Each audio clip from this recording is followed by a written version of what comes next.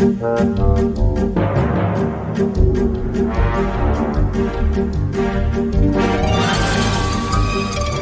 you ever wanted to go on an epic adventure, where you brave hostile environments to save your kidnapped girlfriend while bringing down an evil corporation?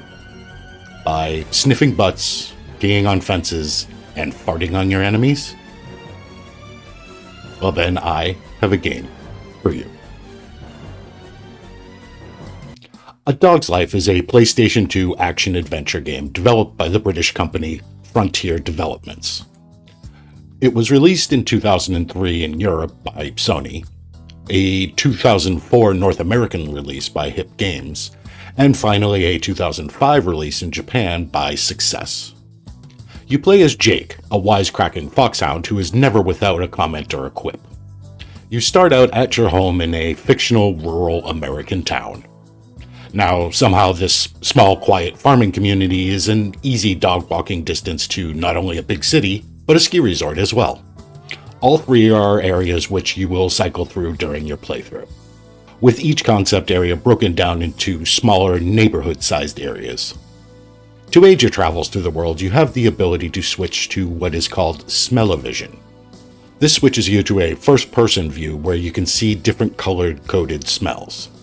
These can either be just out in the open or enveloping people like some noxious flatulence. Which is a quite accurate description, as the voiceover for Jake is a near-constant barrage of fart and poop jokes. These smells will aid you in your quest to collect bones. Now, collecting them has no real story significance. They basically just act as a barrier to progression. You collect these bones in a variety of ways. Some can be found by collecting all the smells of a specific color in the area, and there's also a plethora of interesting characters that will give you, for lack of a less punny term, fetch quests. Just a few examples are a stoner playing guitar by a lake that lost the batteries for his guitar amp, a lounge musician that needs various wigs so he can perform in the hotel lobby, and a mad scientist who needs you to recover his rocket parts after his experiment blows up. You can also challenge other dogs in a variety of mini-games, from simple races or digging contests, to a territory challenge where you have to pee on markers to claim ownership of the area. Whatever it is, winning the challenge allows you to take control of the dog that you just challenged. This allows you to perform certain actions and go places that you can't as Jake. For instance, you can take over a Chihuahua. Being much smaller, you can now fit through a doggy door to acquire a bone inside of a house.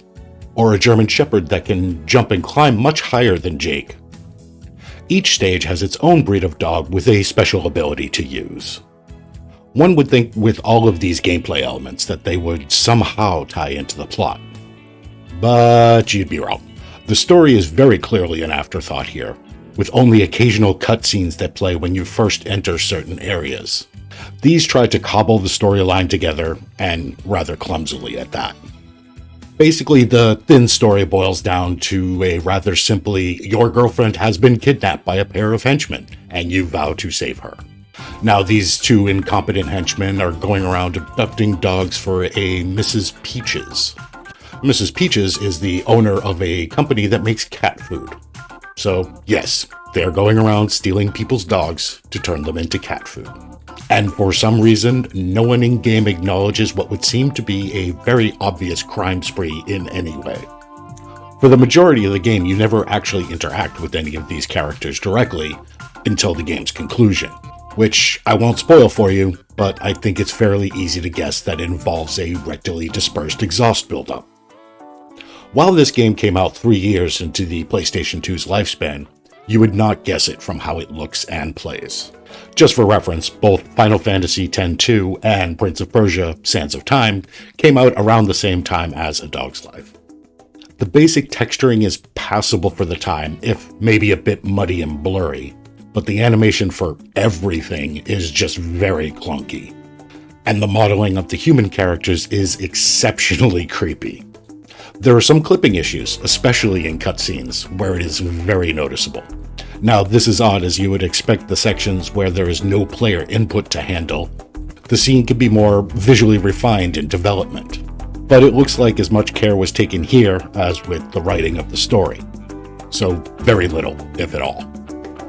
The lack of attention to detail spills over into the audio mastering as well.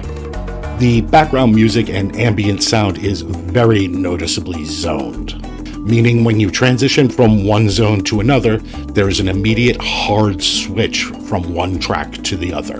And for some of these transitions, the volume also drastically changes. All of this occurs without any fading or crossfading at all. It is exceedingly noticeable and jarring when entering certain buildings. The soundtrack music will be playing outside, but once you hit the door, a blaring talk radio segment will start playing, and the soundtrack just cuts out completely. So in the end, a quirky game concept with a novel gameplay mechanic cannot make up for the subpar graphics, clunky controls, glitchy audio, senseless story, and absolutely cringe-worthy dialogue, making the game undeniably weird, but really not a lot of fun. Thanks for watching. Long like a sausage dog poop. Poop, poop, poop, poop, poop. Yeah.